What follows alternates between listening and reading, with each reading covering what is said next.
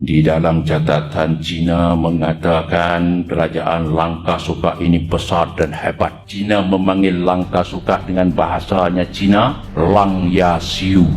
Apa arti Lang Yasiu? Iaitu tanah besar, tanah kepulauan, pulau panjang. Lang Yasiu panjang, sudah kata seketing kera sampai kepada Singapura panjang. Itu Lang Yasiu. Jadi saya nak bukti kepada kita dalam permulaan sejarah bangsa Melayu kita yang kita gali, kita korek, kita lihat, kita nampak fakta-fakta ini daripada tulisan ulama Melayu Fatani yang namanya Syekh Wan Ali bin Wan Muhammad bin Syekh Safiuddin Al-Abbas. Syekh Safiuddin Al-Abbas ini ulama keturunan Nabi kita Muhammad sallallahu alaihi wasallam yang hijrah daripada Yaman, berkahwin dengan orang Gresik Patani, buka pondok pertamanya tahun 1400 Masehi, artinya 600 tahun dulu. Cucu beliaulah yang mengarangkan kitab Tarikh Patani. Ini adalah satu fakta, satu tanda, satu bukti yang besar tentang kerajaan tua Langkasuka. Dalam tahun 515 Masehi, 515 Masehi, semasa itu Raja Langkasuka yang namanya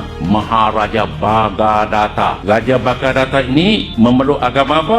Agamanya Hindu, agama Hindu. Tetapi Bagadatta itu adakah orang India? Dah. Orang apa? Melayu. Melayu yang memeluk agama Hindu. Sebelum memeluk agama Hindu, datuknya, moyangnya pada Raja Bagadatta memeluk agama Ramayana. Ini satu step by step yang kita kena mempelajari sejarah kedatangan agama daripada India menuju kepada semenanjung tanah Melayu. Tahun 515 Masehi itu artinya sampai sekarang 1500 tahun. Raja Bagadatta Langkasuka. Dan daripada Langkasuka waktu itu di manakah pusat pentadbiran Langkasuka? Pusat pentadbiran Langkasuka yang besar sebagai pentadbir dalam segi siasat, politik dan diplomatik itu terletak di satu kawasan yang namanya Kota Mahligai Jerai.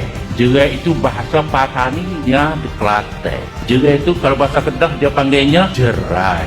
Kota Mahligai Jerai. Masya Allah. Ibu kota Langkasuka, Kota Mahligai Jerai. Sekarang kalau dalam Patani itu dalam satu daerah distrik yang namanya Yarang. Namanya Yarang. Catatan orang Cina. Ini saya cakap ada fakta yang nyata. Jadi daripada Cina itu dia beri catatan mengatakan tahun 515 Masehi Raja Langkasuka yang namanya Bagadatta itu mengirim putusan ambassador kalau bahasa sekarang, mengirim duta Langkasuka, hubungan diplomatik dengan kerajaan Cina. Sewaktu itu raja di negeri Cina itu namanya Hongte Yi, dinasti Liang. Maharaja Cina kagum dengan wakil Langkasuka. Dalam itu dia berkata beta rasa bangga dengan kerajaan Langkasuka sebab kerajaan Langkasuka ini bijak, pandai, pintar dari segi perdagangan, perniagaan. Kerajaan Langkasuka dalam abad yang kedua hubungan perniagaan sampai dengan kerajaan Romawi.